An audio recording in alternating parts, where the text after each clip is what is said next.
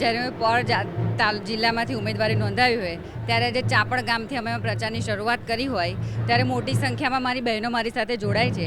તો આ માત્ર પ્રચાર નથી પરંતુ મહિલા સશક્તિકરણની સાચી શરૂઆત છે. અને મારી જનતા જે મારી સાથે જોડાય છે એ માત્ર જનતા નથી, મારા પરિવાર સમાન છે.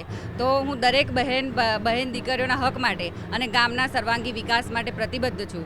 તો અત્યાર સુધીમાં હું એ જે કામ કર્યા છે આગળ પણ કરતી રહીશ અને મારી જનતા મારી સાથે રહેશે, મને આશીર્વાદ આપશે અને અમે સૌ સાથે મળીને વિકાસનો નવો ઇતિહાસ લખીશું.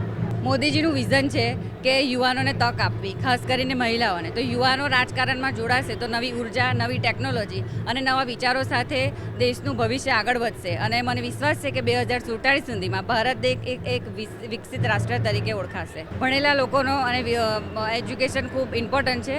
તો એ લોકો નવા વિચારો સાથે જોડાશે, નવા વિચારો પોતાના રજૂ કરશે અને સારી રીતે યોજનાઓનો લાભ લોકોને અપાવી શકશે અને આપણે વિકાસના કાર્યો સારી રીતે આગળ વધારી શકશું.